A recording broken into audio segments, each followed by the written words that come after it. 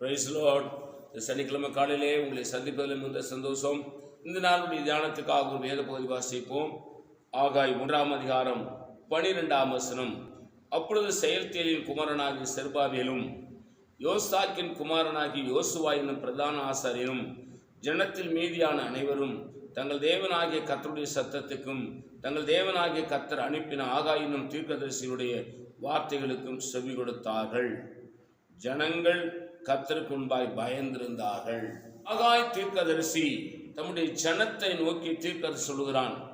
செயல்தியலின் குமாரனாகிய செருபாபேலுக்கும் யோசாக்கின் குமாரனாகிய யோசுவா என்னும் பிரதான ஆசாரியனுக்கும் அங்கே இருக்கிற ஜனங்களுக்கும் ஆகாய் தீர்க்கதரிசனம் உரைக்கிறான்.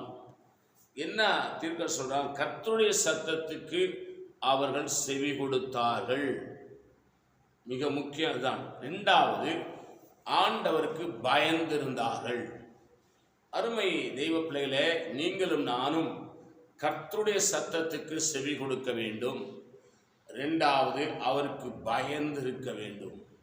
பிரதான ஆசாரியனாகிய யோசுவாவும் செயல்தியலின் குமாரனாகிய செருபாபேலும் அவனோடு இருந்த ஜனங்களும் கர்த்தருக்கு பயந்திருந்தார்கள், அவருக்கு செவி கொடுத்தார்கள்.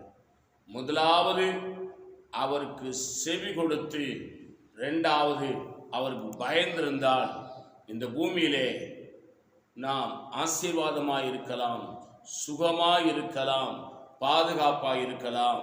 கர்த்தரே நமக்கு பாதுகாப்பாய் இருப்பார். நான் உங்களுக்காக ஜெபிக்கிறேன். பரிசுத்த பிதாவே, ஆண்டவரே, இந்த நாளிலே நீர் எங்களோடு என்னோடு பேசின உடைய நல்ல வார்த்தைகளுக்காக ஸ்தோத்திரம். நாங்கள் உமக்கு பயந்திருந்து ஆண்டவரே உடைய வார்த்தைக்கு செவி கொடுக்க எங்களுக்கு உதவி செய்யும். இயேசுவின் நாமத்தில் வேண்டிக் கொள்கிறோம் பிதாவே, ஆமேன். God bless you. கர்த்தர் உங்களை ஆசீர்வதிப்பாராக.